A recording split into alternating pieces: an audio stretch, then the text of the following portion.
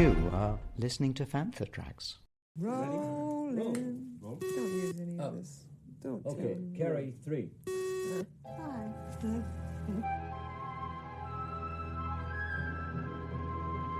They love you. You know. This is Princess Leia Organa. You're listening to Planet Leia. Permission is granted to land on Planet Leia. Brought to you by Fantha Tracks. Here are your hosts, Clair Henry and Johanna, Nybelius. So, welcome again to another episode of Planet Leia, and it's me, your host, Johanna, Lindén, Nybelius, and of course, I have with me my co-host, Clair Henry, live and ready from Brighton and Dunsmore after a lot of technical issues, as per usual. Since is it Christmas time? Do you have some elves or reindeer jumping around in the garden or something, eating the God, I cables? tell you what, I am so not ready for Christmas. No. I would love to say that I am, but I'm not. I'm a teacher, so everything is chaos. It's nativity plays, pantomimes, brass bands, everything else that goes on in a normal school day. So it's just absolutely crazy as anything in school. And then that's not including all the things that happen outside school. But since we're talking about school, I guess that's a bit fitting, since our theme today will be talking about children. We're not going all creepy on you, but with the start of the new Star Wars TV series, Skeleton Crew, it came into my head, being a teacher, about children in the Star Wars universe. Yes. And I thought it would be quite a good link between the Skeleton Crew, because it's primarily around children. Have you watched it yet? Yes, I've seen them. I have seen all of them as well. What did you think? I like it. It's an adventure, really. I mean, it's not really too deep. Of course, it's mysterious since we don't know what's going on with their planet. But I think this is really a fun adventure time. I like it. No, it's not too complicated. You don't have to think too much, but you are curious and see where it's heading. I was watching the first episode with Marcus, and it was like, oh, look at this suburbia. Perfect suburbia Yes. in perfect I land. love Star Wars and suburbia. Yes, I'd like to live in Star Wars suburbia, if I'm perfectly honest with you. It looks very nice to me. I'm quite happy with that. But of course, as we know, all is not what it appears to be. No. For whatever reason, we don't really know either, which is quite interesting, isn't it? Yes. It makes me quite curious, so there's clearly this hidden planet, perfect Stepford Wivesy planet, and these 4 kids have managed to escape from it via a pirate. What makes me curious, of course, if their parents, they seem to be just as much in the cocoon as they are. So it's a multi-generational thing. Their parents have been brought up on that planet and they seem to be going along with it. It is an interesting planet. I mean, on our last episodes, we were a bit angry with the cancelling of Acolyte and the fact that if it's controversial, they just take it down. I haven't seen anyone being really upset about this series. Maybe it's not the one that, everyone is crazy about, but I definitely don't see a lot of backlash on it either. No, interestingly, I was talking to a guy in school who's a big Star Wars fan, and my guitar teacher that comes in, and he didn't know it was on. No. And he stumbled across it when he switched on his Disney Plus app for the first time. He said, I was going to sit and watch Star Wars, and then up popped the Skeleton Crew, and it was like, what's this? So he switched it on, and and he's really enjoyed it. I'm not sure there's been the massive big song and dance as there has been for the other TV series as such, but I really enjoy it. I think that all the actors in it are brilliant. I love the kids. I think they're superb. My daughter calls Fern the popular girl, who everybody aspires to be. And okay, there's the stereotypical, the girls get the boys to do the hard work, like when they were digging up and all that sort of stuff. But I think it's a very clever, it's a nice setup. A little voice inside me can't help but think, but okay, it's not controversial because the main character they have that they did all basically, the star is a well-known English actor. I just don't think that it's been well publicised for a myriad of reasons. I think Disney seem to have got themselves into a bit of a pickle about a whole load of things. This is just a kids' TV show that is an interesting one and just a lovely sort of easy thing to watch. People are saying, oh, it's a bit juvenile, maybe a bit children. I'm going to say not necessarily. The first opening scene, quite a lot of deaths. Yeah. And when they landed on the planet, somebody puking. Oh, it's not as clean cut as it could have been for a kiddies, shall we say, program, if that makes sense. I would say it is a young adult if we were talking about the novels. I mean, when they actually were in a starship fight, I mean, you do shoot a lot of lasers, but I don't think anyone got really hit. And it was more like the fun of shooting lasers than, if you hit the ship with that laser, you might kill someone. The boy who has all the Imperial credits as his pocket money. Yeah. No, it's not Imperial, it's Republic. Republic credits, that's right. I forgot about that. But that is hilarious. Him walking around, with all that. Hi, this is Amy Ratcliffe, and you're listening to Fantha Tracks. It also makes me feel a bit like Pirates of the Caribbean and Star Wars. Oh, yeah. It's like they keep talking about R, and you have the droid, Smee. Yes. Which is fun. I mean, it's fun. Again, it's nothing that has been done in Star Wars before. No. It's good fun to watch, and you can kind of see where they're coming with that, and that sort of stuff. And then we have the Jedi Knight in it, which is hilarious, which we didn't really know at the start, but we do now. Well, is he really a Jedi? Well, this comes back to the whole Force sensitive thing. I mean, it's set post-Empire, but it really comes up to, well, he can, as usual, be just one who has learned the Force, learned from something else than the Jedi. I think he's a bit too old, but it could be stretching that he used to be a Padawan, but it depends. It could be, or it could be another case of he's been taken in by somebody and he's been tutored, shall we say, in the way of it. I think Jude Law is great as the character. I think he brings, he brings this sort of a kudos to it, doesn't he? He is Han Solo character-like. I mean, he's obviously quite rough, but he's charming. And then, of course, you have the mystery of why he knows of the Force. What makes me a bit wary, though, and I don't know if but doesn't like his name, Nawad? Nawad. I quite like Crimson Jack, but the problem is then you just think of Jack Sparrow. So then you look for the black eyeliner and the floppy hat and the kind of dreadlocks. I think Nawad means enemy in Irish. You're the Irish one, don't you know? I think it means... I can't speak Irish. The only Irish... No, I think it actually means enemy or unfriend or something like that. I have some memory of singing some Irish song where you had that, and which, of course, it could just be a name or it could mean something. Did you see all the different sort of homages to all the different droids, including sort of the Metropolis one, the Ralph McQuarrie one? And when we're talking about homage, I mean, you had in the first episode, which was released around Thanksgiving and holiday, you had the circus from the holiday special. Oh, yes. It's like, it's the circus but with better graphics. But I mean, it was the circus from the holiday special. I know that everybody sort of says, that they're not going to do that, but there's loads of Easter eggs in there. Yeah. You can, if you look out for, and again, I suppose that's why they're trying to keep us interested in it, aren't they? I'm just looking up here about his character, Crimson Jack, to see if they say anything. Okay, here we go. This is from Screen Rant. It says that beyond the names of Captain Silvo and Jod Nawad, it is also revealed that Jude Law's character is also known as Crimson Jack.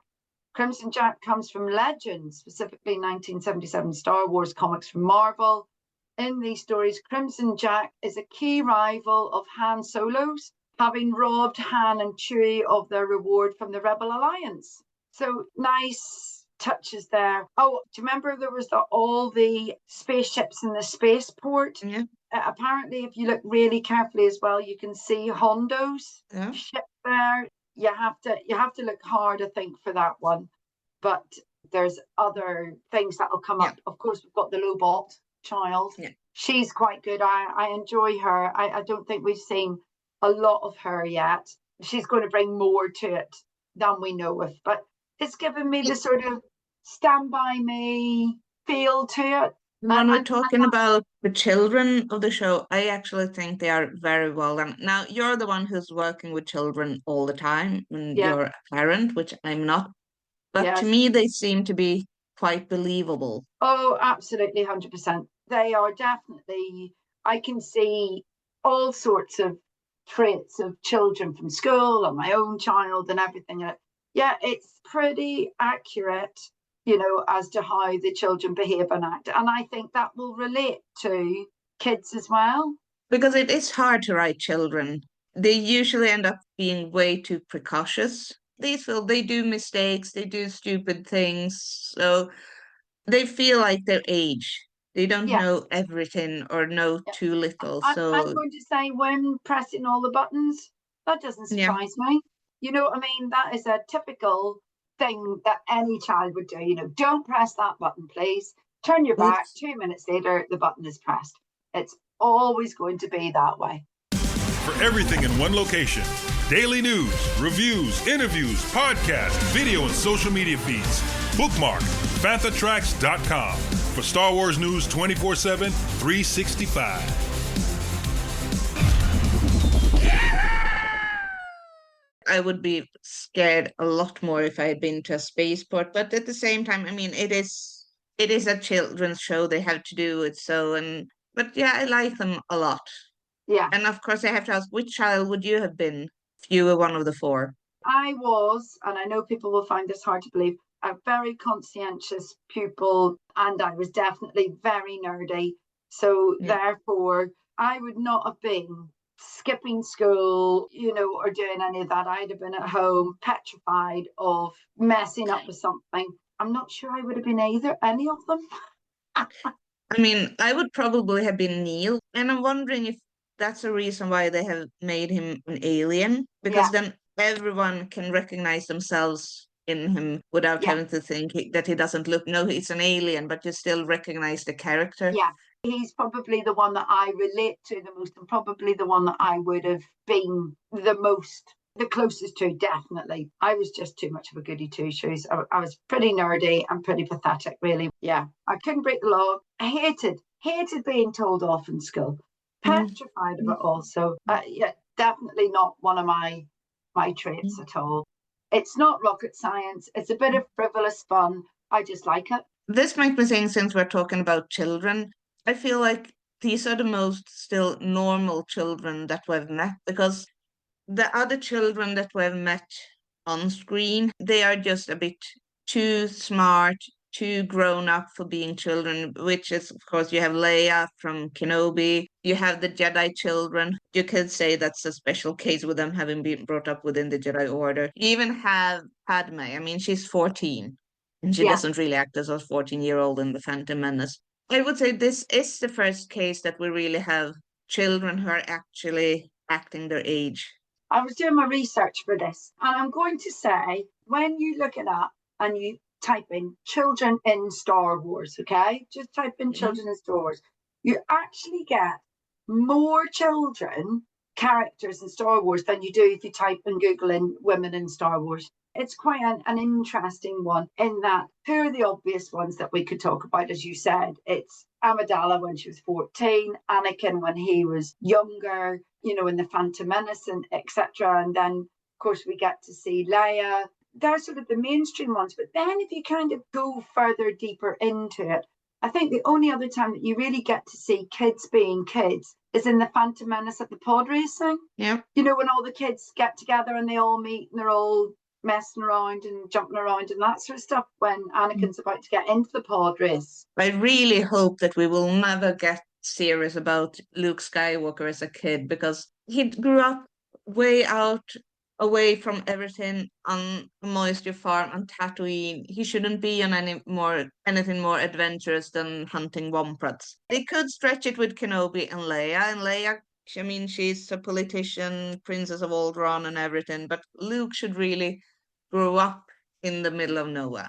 I don't think they'll touch Luke, simply because he is a boring farm boy when we meet him in A New Hope in Star Wars original, isn't he? Bit green around the gills, doesn't really understand what's going on. But when you think about the children that you see, of course, we get to see Boba Fett as a child. Yeah. In Attack of the Clones, he first appears. It's Attack of the Clones where we see Boba. Then, of course, you also see all the clones when they are training, when they are still young. But you only see the training montage of them. You look at Boba Fett as a kid. If he'd have been a kid in my school, he'd have probably been under social care, abandoned by dad, living with strange people. Obviously, he was handpicked by Jango Fett, wasn't he, to be his chosen clone. So actually, I suppose in a way, he had the better of the lives because he didn't become a stormtrooper. He wasn't a clone in the Clone Wars and whatever. He had a bit more autonomy, a bit more life about it. Hello, this is John Thompson, and you're listening to Panther Tracks. How much did he go out with Dad on his dad's adventure before they left? Camino. Yeah, Camino, before they left. If he was just raised there on Camino, it shouldn't, I mean, then basically he didn't grow up with anyone his own age because the clones were aging rapidly and getting training. But if he was off with Dad, well, would it have been some kind of like, Mandalorian and Grogu situation? I don't think so, because Jango seems to be a much tougher guy. On the other hand, he wanted a son. He didn't really parent. Came back and was sort of, all right, son, how are you? Fun dad. That's how I would describe Jango Fett. Fun dad. Appears when he wants to appear.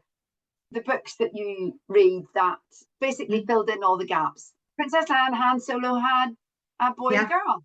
Yeah. If we go back to the legends, I mean, here it's of course different. You had the Junior Jedi Knight series, which was a children's series of books, so they are very simple. And then you also had the Junior Jedi Knights, which were even more written for children and very easy to read books. But that's a good example of the fact that they couldn't really handle those children when they grew up. It was really hard for the authors to come up with believable characters. They were like stuck in their children and teenage personas. And, most people change in their teenage years. And that was especially the case with Han and Leia's daughter, Jaina, who got stuck in a teenage romance love triangle that looks, okay, she's 30. She should have figured this out by now. So that is, of course, hard to do. I mean, especially when you're sharing the characters.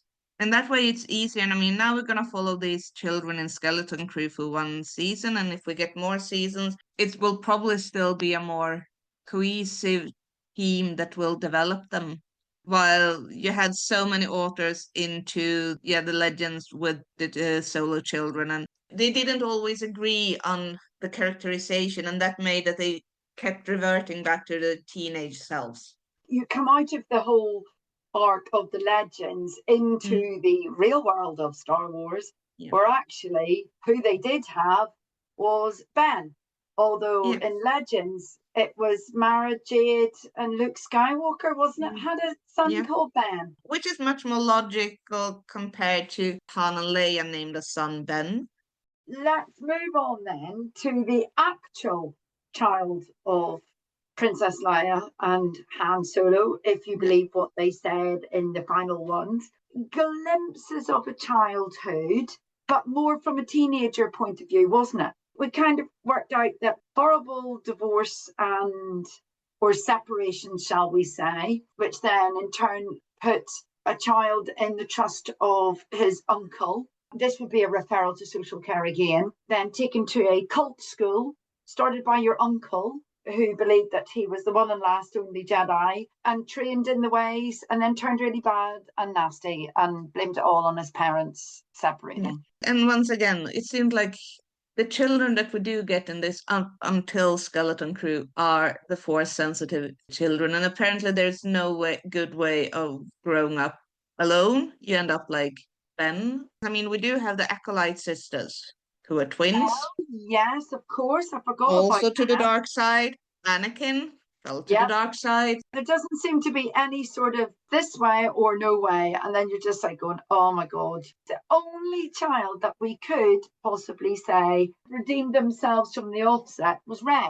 Yeah. Abandoned by her parents. And both with Rey and Luke, they didn't know about their Force sense. And that they were Force sensitive. Leia maybe didn't know either, but she is such a special case. And she was brought up as a princess and really styled to become a senator and then grow up to be a powerful player, even if she hadn't known that she had the Force. So I guess the Jedi Order were really wrong. You shouldn't teach children the Force from the start. That is when they end up bad. Let's just think about Rey's trajectory in her own special way. Becomes a scavenger, fends for herself, stumbles across all these things, but at whatever age she is, when we then get to see her properly, at the age of 20, totally scarred by her life, only then to find out that her life was a complete lie.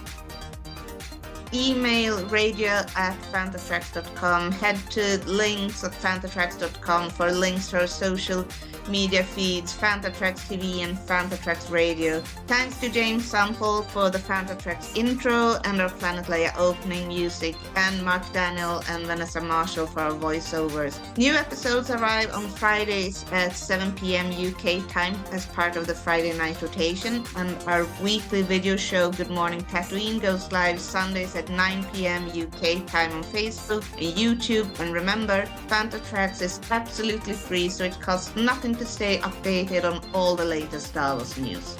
Johanna, it's been a pleasure talking Star Wars with you again. A very Merry Christmas. Merry Christmas and a Happy New Year. Thank you to everybody who's listened. Very Merry Christmas, a Happy New Year. Coming up next on Fantatracks Radio, it's Making Tracks. We love you. You know.